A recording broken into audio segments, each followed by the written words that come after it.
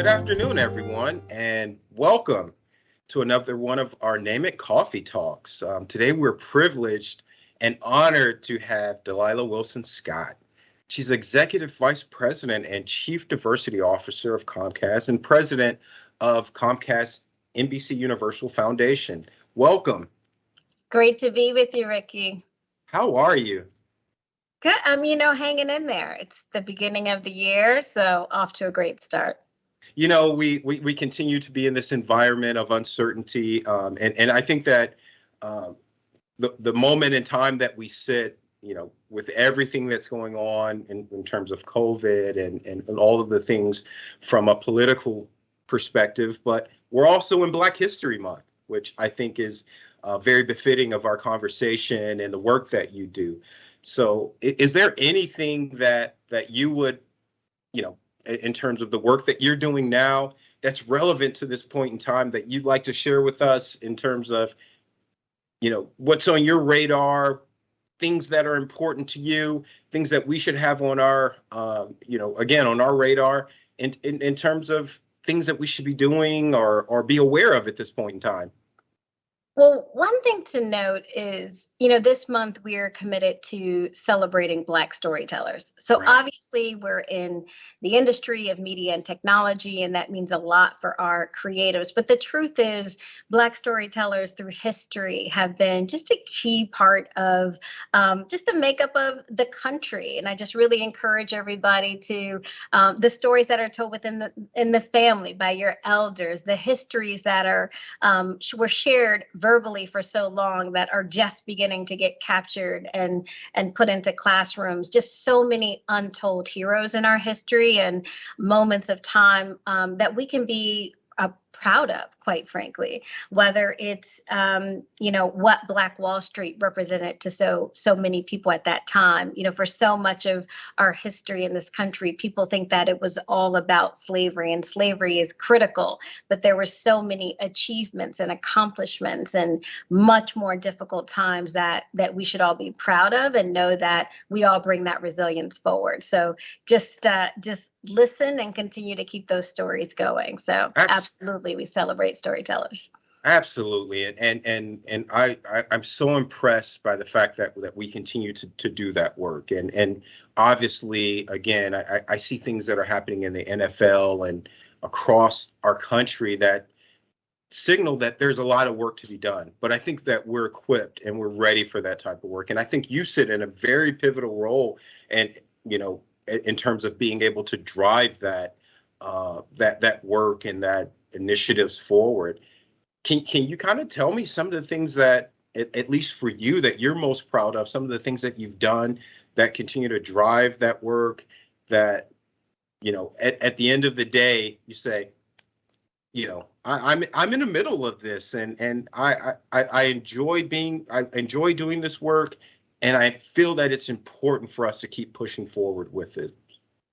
I mean, the truth is, and I think it's helpful to keep reinforcing this, that all of us have a role that we can play when it comes to creating equity and inclusion at the end of the day. That's not just the role of one person. That said, it is exciting to figure out what we can do, what I can do in my position to support this work. We've committed to $1 billion to put towards digital equity and what that means for our company, not just connectivity, but also really thinking about economic mobility, because true social justice at the end of the day is about economic justice. And as a private sector company, I think we have to think about what that means in terms of creating baselines for growth, creating opportunities for people to create wealth. One of the programs I'm especially proud of, and I know you know it well in Comcast businesses, Comcast Rise. Through that program alone, we've been able to help close to 7,000 businesses. We'll be able to help 13,000 businesses by the end of this year. And many of those businesses were struck so hard by COVID in the beginning. So having to close doors, having to think differently about reaching audiences digitally. And that's a tough shift that so many businesses had to make, and to be able to provide a combination of cash grants, networking support, marketing services at a time of great need, but also just continuing to build a path to wealth creation. Small businesses create jobs, and they're much more focused on communities in many ways just because they're part of that fabric. And I think we see that big business and small business work hand in hand. And there are customers, there are clients, there are communities. So we're proud to be able to put a significant amount of resources, over $60 million to date, to support those small businesses. And that's just one program that we're running right now, but one that definitely makes me especially proud.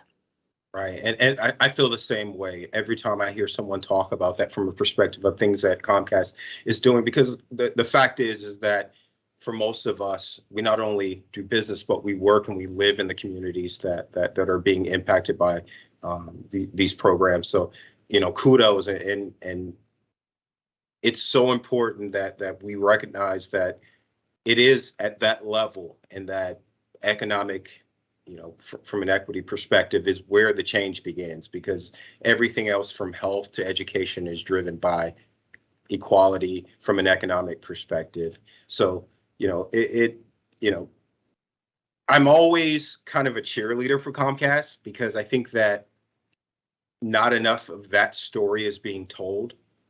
And for us as Comcast employees who don't sit, from a leadership perspective of where you are, what would you recommend that we do as we go out into our communities, and as we, for instance, with NAMIC as well? How do we spread that word and these initiatives, and encourage other people to continue to do this type of work, if even at a small scale?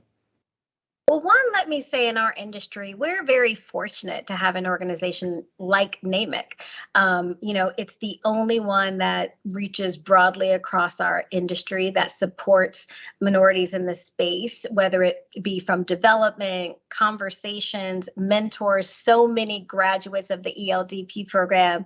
That's one of the shining stars, but continuing to be active in NAMIC, finding networks within our companies and outside of our companies is important to continue this work. But I think it starts with each of us individually. No matter where you sit in the organization, you're making decisions every single step of the day. And I think thinking about how inclusive you're being is key. And inclusion is not something that's just for underrepresented communities. Every single person that we know, that we come across, has dealt with some sort of exclusion, some sort of unfair treatment at the end of the day. And the only way we become to recognize those types of issues is to think about our decisions and how they impact others on our team, people that don't even we don't get to work with or see or talk to, but there are implications of the decisions we make, whether they're hiring decisions, choosing a supplier to do a certain event, who gets invited to a meeting, how honest you are in someone's performance review. These are things that we do every single day that impact the environment that we're in. And I think we have to think about that for sure. But there's so many opportunities that we provide through the workplace, whether it's joining an ERG, not just because you happen to be a member of a specific community, but that you're understanding and going out of your way to understand communities beyond your own. It's so easy to get stuck in the perspective we have. And really what we should all be doing is understand everyone's perspective. And that's true in business and personal dealings as well, and well outside of just, again, the community we live in, the community we work in. But it's something that's easy to forget in the busyness of the day. We all have important goals that we're trying to reach. And sometimes people get caught up in that pace and that execution. We have to stop and take a minute to say, am I bringing my best self to this project? Am I including everybody that needs to be included? Am I being respectful in a way that makes sense? Am I being treated like I want to be treated? And I think asking ourselves those questions more often than not is one step in the right direction, on top of engaging in our community, stepping stepping up to help mentor one of these Comcast Rise companies, to help visit a lift zone, to see what types of activities are taking place there. Can I be a mentor? Can I help somebody understand what it took to get to where we are, to be employed by Comcast? I think these are important steps that are available to all of us, regardless of where you sit. But it is about every one of us bringing that type of energy, that type of challenge to the table, and not settling for where we are, but always trying to strive to do better.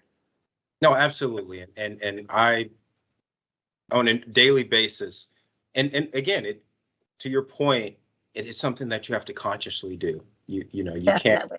can't leave that out as a part of your process and everything, particularly in the corporate environment, where we're all trying to be impactful and bring something to the table. So I certainly agree with you. I would like to kind of do a pivot to kind of talk about you personally and how you got to this point in your career. I understand that you spent a lion's share of your career in finance before making this transition to this type of work. And initially you looked at this as being something that was potentially temporary. I'd love to kind of understand, because I personally have gone through a pivot recently in my career, and I know a lot of people are in this COVID environment. So many of us have kind of reassessed and said, am I happy? Am I doing work that I'm passionate about? Kind of walk me through this transition that you made some years ago to where you are now, and being able to deal with all those things that come with both internally as well as externally, and now walking into the room in a different swim lane. How did you make that transition, and how did you know that it was right for you in the light of the risk that you were potentially taking, walking away from what you had known? I'm happy to answer that question. And I think the truth is, when many of us reflect back, our careers are far less linear than we imagined, right? You think about the plan when you're in college, setting your major and what you're going to do, and it never happens exactly as we planned. But I remember when I was in high school, my dad was getting his MBA at the time, and I was like, that's something. I would type up his group papers to earn a little extra cash from his team. So it was a way for me to understand kind of some of the issues that they were discussing at that table. And a lot of it was about management, right? How do you become a strong leader regardless of what industry you were in? And so it's definitely something I wanted to go deeper in, and ended up getting my master's in finance. And of course, in New York City, where do you start? At a bank. And I was fortunate to be at JP Morgan in a number of different roles. And one of my last roles before I switched to this type of work was focusing on mergers and acquisitions. And, even then, at that time, when any entity is looking at merging with another company, part of what comes under review is that industry's record in the community, that record as it relates to diversity, equity, and inclusion. It's a time when people are really seriously reflecting on that work.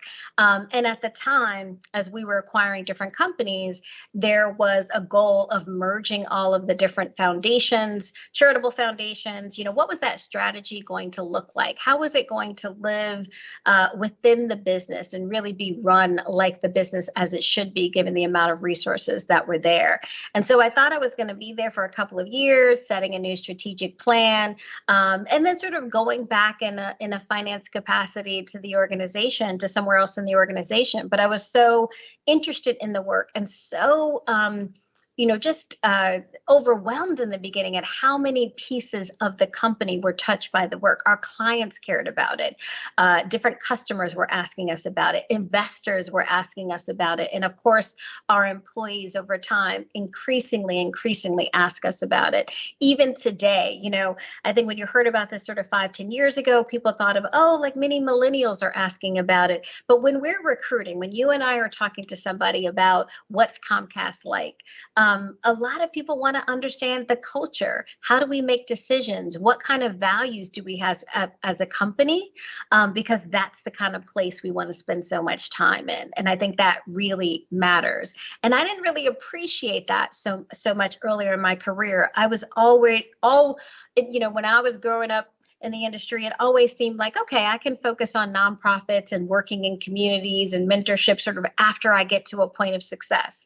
And I think the way that, our lives and private sector has evolved, we can do that now. We don't have to wait for that opportunity. And as such, many employees are demanding that sooner than later, which I think is important. We all want to be somewhere where we can make a difference, but also really be proud of the way our company is showing up over and above our day jobs. And I think that's something I, again, sort of just grew appreciate more over time, that I had this opportunity and was able to reach into businesses differently. You need to understand the business well to do this work, but finding those opportunities of all the things that make us a great company, whether it's, the speed of our broadband, our relationships on the ground, how we think about content and media, taking all of those assets and say, how do we put our technology to good use in communities? How do we put our talent to great use in communities? And just the again, sort of unparalleled reach of everything we do and turn that to support communities. I mean, that's an incredible challenge, but an incredible opportunity that I'm thrilled to be a part of. And I'm so glad. And you know what, again, we have to continue to tell that story, because we're there and living, working, doing business, in these communities. And I think it's important, because there has to be this positive story that continues to resonate throughout our communities. And that's why I feel like the work that you do is so important. And every time I hear news related to that, and along those lines, you've received several accolades along your career. Even most recently, I think I read one of the most powerful women in cable by Cable Facts, Black Enterprise, one of the most powerful women in business. And I know all those things, and you certainly deserve those. And I'm glad that you're getting your flowers.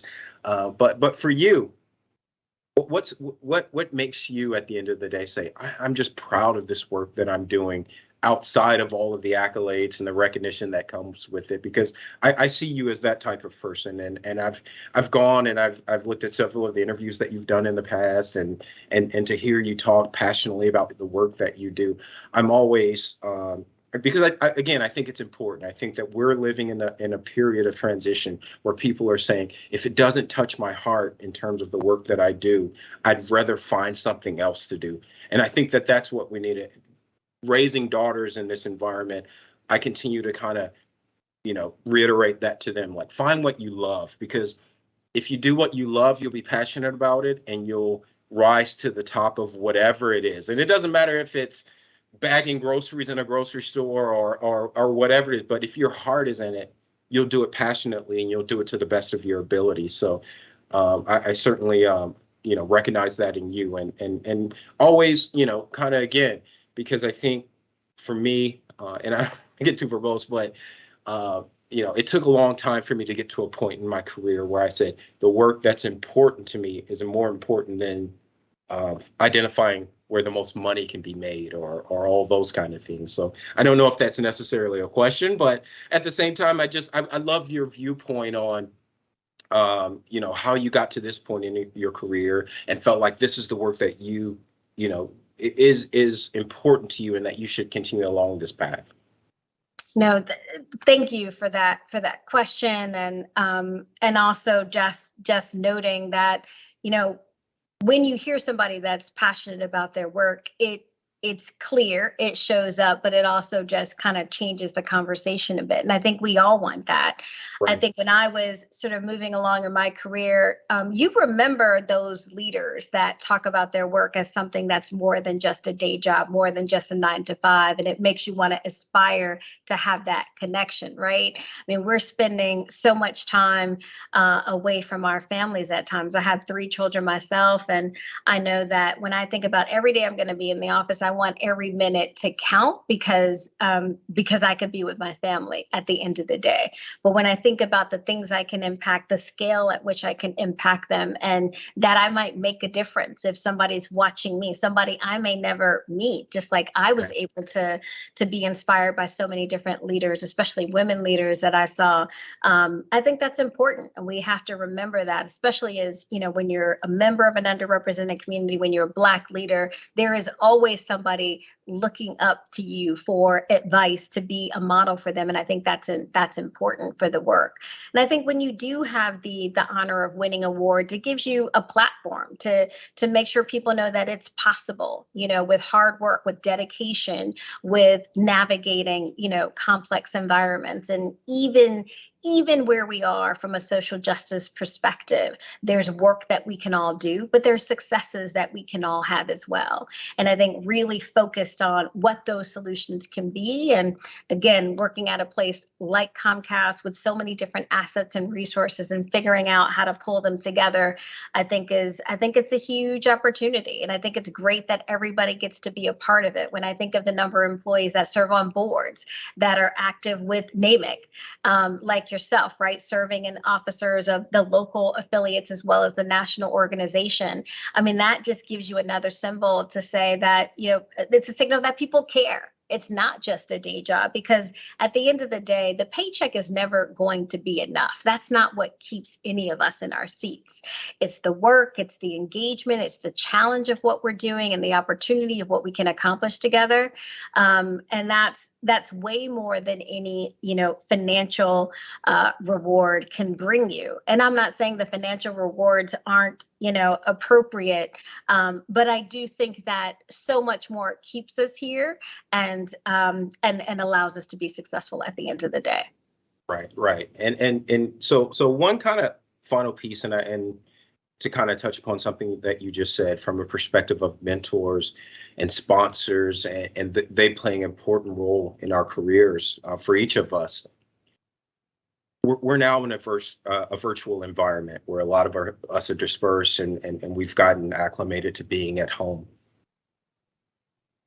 Understanding that it was so important for your career, how do we continue to cultivate, particularly as African Americans? Because I think a lot of times we're so focused on foundationally being effective in our roles that we sometimes miss the relationship piece of that. And now having an environment where we're not in the office and we're disconnected to a degree. How do you continue, at least from your perspective, like, because I think that you understand this as being very important to success. Is there any advice that you could provide us to say, what do we do to continue to cultivate? Because I think that if we're not doing this, we may not feel the impact of it now, but 3 to 5 years from now, some of us may find that there is somewhat of a glass ceiling and not really understand why we've reached this point in our career because of lack of, we're all figuring this out. We're on screens now. So how do you have the water cooler conversation and step into someone's office to just talk about who you are as a person and what your aspirations are in this environment? No, it's a great question. I mean, we're all adjusting in so many different ways. Fortunately, we seem to be moving in the right direction. And I do hope that we have more and more opportunities to connect in person, because I think it really matters. Even a few times towards the end of last year, when I was able to have small groups together, the energy that we feed off of each other when we're in the same room, it's hard to replicate that online in the same way. That said, I think there are a couple things. One is making sure that you sort of change up what it means. How do you recreate that water cooler moment? And I think having sort of 15-minute virtual coffees and things of that nature just help to have a conversation beyond sort of a transaction, beyond sort of a work event, so that you can authentically connect. I mean, we've had people start on the team who've never been into the office before. And so getting a moment to spend 15 minutes, 20 minutes here and there, I think is important. I think when you do come into the office, making sure you create space for all of that informal activity that we haven't had. I think one thing that's become clear is, when you're not sort of in the same space with someone, miscommunications can happen more often. And so I think it's important to sort of follow up and make sure that, I heard that this was the task, I'm moving forward in the right way, and catching up with somebody personally to kind of validate that, not assuming. Sometimes, when we're in the office, we can just sort of say, hey, Ricky, when you said XYZ, what did you mean? And I can quickly clarify it with you. When it seems like, ooh, now I got to schedule a 15-minute on Teams, and it seems sort of a barrier to that connection, I think we have to find more points of connection that's beyond the transaction, beyond the work. And that is harder to do virtually, but it's not impossible. But it does take effort. And it took effort when it was in person, but some people much more naturally gravitate towards that types of connection. Now that some of us are virtually most of the time, I think same kind of thing. How do you continue with those 15-minute check-ins? How do you make sure you're having conversations with people that you may have only seen in the elevator or down in the cafe, et cetera, on your commute in? There's so many interactions we're not having in the same way. And I think it's important to create space for that. And to take time for that. Those connections matter. And we still need to find ways to find those informal networks. The other thing I would say is when we're making those connections, don't always default to sort of your safe space, people that are like you, people that you're already spending a lot of time with. It can be easy to fall into that trap, but reaching outside of that, again, it helps from an inclusion perspective, but it also helps to grow you. You're going to get a perspective that may be different from your own, and it's helpful to understand that. So it does take effort, but it's not impossible. But more importantly, I do hope we're getting to a space where we can do more in person, and we're able to flow between the two quite easily. Absolutely. Creativity is now the word of the day. So thank you again. And from the members of NAMIC, the board, personally myself, thank you for this time. I think that we're walking away with a lot of great advice and awareness about things that are going on from a Comcast perspective, and certainly, appreciate your time and sharing your thoughts with us. So thank you once again. No, thank you, Ricky. Big shout out to NAMIC in Atlanta. We're excited to be partnering on so many different areas, and also just thank you. It's an honor to be here for the Coffee Talk. Yeah, and know that we're a resource for you for anything that you have going on. So certainly reach out to us if there's anything that we can do to drive your work. Thank you, Ricky. Thanks.